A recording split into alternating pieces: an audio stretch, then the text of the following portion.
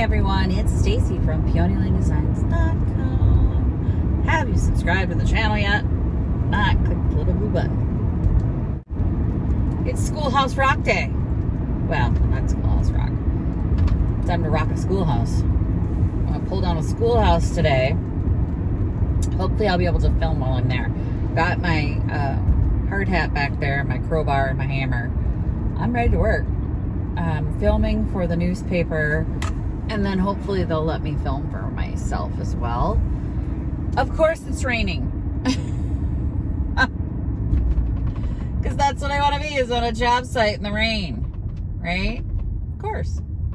It's spritzing and sprinkling, and then the weather guy's like, oh, well, it'll be hit and miss. It's going to just hit me.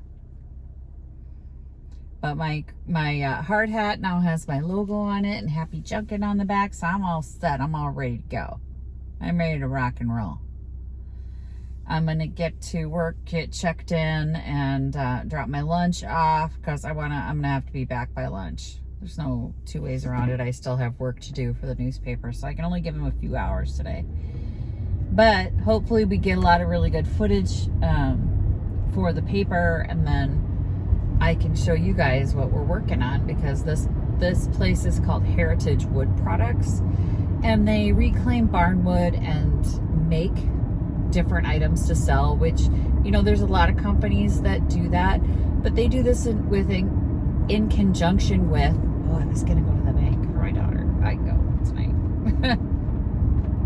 In conjunction with a company called Phase. And Phase works with people who are mentally challenged or have physical disabilities in some way, and helps them learn to work new skills with the disabilities that they may have, and gives them an opportunity to earn a living. And I think it's just a really great program. So I'm excited to, Sheriff, I'm excited to be part of it in some small way, at least shed some light on it for the newspaper. Doing my part. I'm going to try and do my part. Do what I can. Go ahead, Sheriff. I gotta cut the sheriff off, right? Like, who's gonna cut the sheriff off? This county sucks, by the way. All the way over. Okay. So you didn't even want to be in that lane, huh, Sheriff? Even the sheriff's an idiot. Okay. But anywho, I'm doing my part to at least bring attention to the organization. That's my goal with this video and this article that I'm going to write. And then we're going to do follow-ups of following some of the pieces that they pull off the schoolhouse into final products, and that'll be a really fun series of videos, I hope, for the newspaper. I'm just stoked to get to use my journalism degree, finally. My broadcast journalism degree. I got some bad skills, y'all. But I'm gonna get into work here, get checked in, drop my lunch off.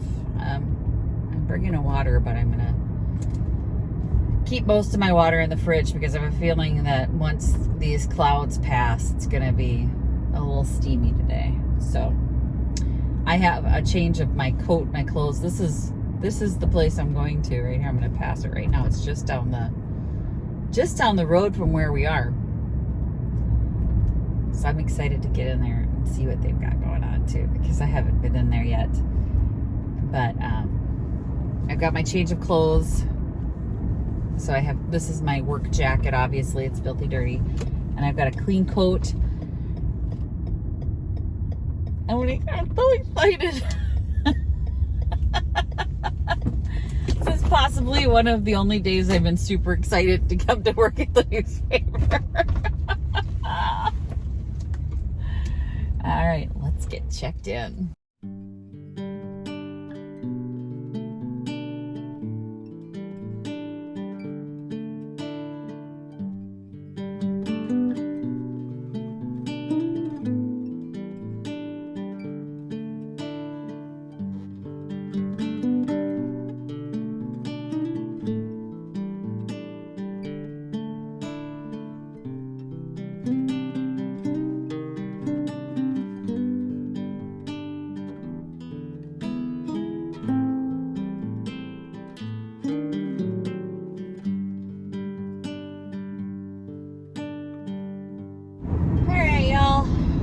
It's been an exhausting day. I'm tired.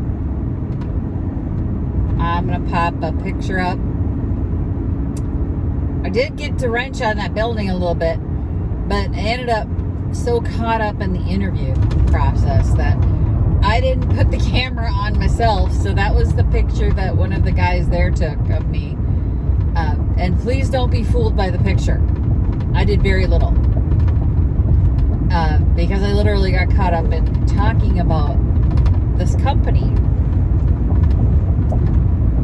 And I want to share it with you because I think it's just incredible. And they've had some negative feedback for what they do. And it distresses me because as I was explaining this morning that they help people that are physically or mentally handicapped or challenged in some way. And the people I met today were just amazing. And the director, owner, or not owner, but gentleman who's in charge, Mike, said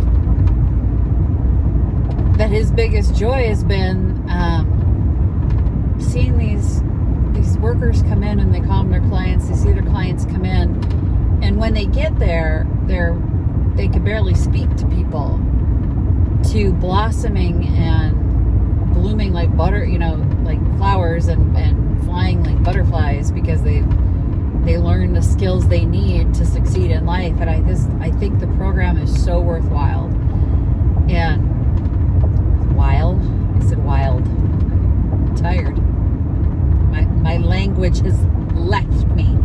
I'm super tired, but so worth it to learn all about these people and what they're trying to accomplish. Then I heard about the pushback, and I felt really bad because people are like, you're destroying a piece of history and that it needs to be restored. Well, there's no one to restore it. The hundreds of thousands of dollars that it would take to restore every single barn, every single schoolhouse, every single church, it's not there. Not even from the Historical Society. It's not there. The money's not there. So the option is, because the insurance companies for these homeowners are saying that the structure has to come down or they won't insure the property. That's how dangerous the structures become over time, right? So they have three options, right? The three options are knock it down with a bulldozer and push it into a pit, burn it, have the fire department come in and they burn it, or Heritage comes in and they, respectfully take it down and give it a new life. Now, in my world, I think respectfully taking it down and preserving that wood, because they leave, like he was telling me how, Mike's telling me how they sanded some, but they like to leave those saw marks on there because the last person to saw that, to run it through a mill, is 140 years ago. 140 years. So that would be lost. Burned or pushed into a pile. What do you want? What do you want to happen? There's no one to rescue it, right? So this is a form of rescue. I get that it's not the form everybody wants, but there's literally nothing that can be done for some of these structures. They're not fit anymore. And this one had ended its life as a chicken coop. So it's not like it was being respectfully treated. It was overgrown. There's rot all through the whole thing. The ceiling was leaking. The panels, okay, so the interior of this school, y'all, this was a fancy school in its day. Completely, so the tin ceilings, the textured tin. Imagine that on every wall and every ceiling. Every wall. My school should be so fancy. But, no, the chickens weren't appreciating that. And I heard a disrespectful comment, I think was disrespectful, from our historical society. Well, it's not my historical society, I don't live in this county. But he said that, he made a rude comment, I thought, about becoming fodder for man caves that'll be forgotten in a year. And I'm like, wow, so disrespectful for what these people are accomplishing and what they're doing. And the people that are building this stuff, I got to talk to them. And it was funny because I would talk to one of them, and then Mike would tell me, a year ago, he couldn't even look at you, let alone shake your hand or speak to you. And I think it's incredible. Giving them that confidence by teaching them the skills that they need to not only create, but to work. So their goal is to put them to work outside of this organization. Give them the tools. They teach them the tools of getting up on time, getting to work on time. What do you need to do if you need to call off for a vacation? What do you need to do if you're sick? What do you need to do? Like, when you get into work, what are the tools you need to accomplish your job? And, amazing. It's amazing the things that they're teaching them. And it was a functioning work site. Like, work didn't stop. There was a 15-minute break. They all sat down. So I had some water, did all that stuff. But I was glad I brought my hard hat, because they didn't have enough hard hats. They don't have enough tools. They don't have enough hard hats, work gloves, paint, stains, supplies of all kinds. They don't have them. And they make do, but the budget just isn't there. So the exposure that I'm giving them for the paper and all that stuff is going to hopefully help them. And they're worried. Like, they confided in me that they're worried because of the amount of nutty people who show up with, like, guns because they're pissed that somebody's taking these buildings down. Well, the whole thing is they don't have a choice. They got to come down. One way or the other, that building is coming down. And this, to me, is the most respectful way to do that, because then it's not completely lost. And that's what it would be, completely lost. There you go. Then I'm done on my soapbox. So the Historical Society guy got to have his soapbox, and this is mine. He doesn't get a say on my channel. I get a say on my channel. Get your own channel. You want to have your say? Get your own channel. And I know that there are other opinions, but it just baffles me.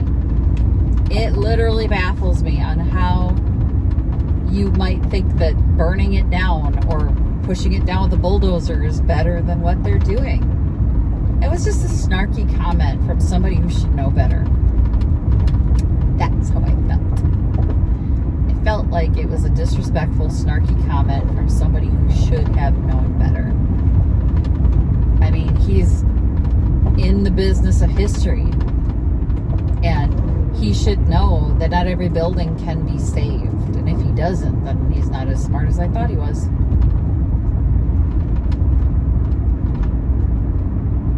I mean, where's the hundreds of thousands of dollars going to come from to preserve that building? Because I don't have it, much as I'd like to. And there was already rot. I mean, there was so much rot in places. I mean, the building was still standing. The structure was still standing for now. Let's put it that way. For now. It wasn't going to be standing forever. There was already enough significant rot towards the base of that building that it was only a matter of time. That if something wasn't done, it was coming down. So, I at least like to see it being used instead of wood that's already given its life getting tossed in a burn pile. That bothers me. But this narrow-minded view of, oh, it should all be preserved. All of it? Who's going to pay for all of it to be preserved? Sometimes the best we can do is photos and memories. And that's what we've got. photos and memories. I'm going to pick it tonight to do the tour. And that's my day. I am so wiped out. I don't even want to do the tour. I'm so tired. I'm like, I want to go home, go to bed. Like by the end of the day, I was like, why do I not have a Coke? Why don't I have a Coca-Cola here so I could drink some Coke? I need some extra caffeine today. Oh, y'all, tired. I am sleepy. But I was excited to be there, and I'm excited to be part of telling their story. And I got to rant to you guys about it, so there you go. Happy junking, you guys. Bye. Visit my blog, peonylanedesigns.com, for more tips, tricks, and inspiration. Thanks for watching, everyone. If you like this video, please give it a big thumbs up. Don't forget to subscribe and click the bell icon so you'll be notified of new videos. I post every week DIY tutorials and, of course, more junkin' videos.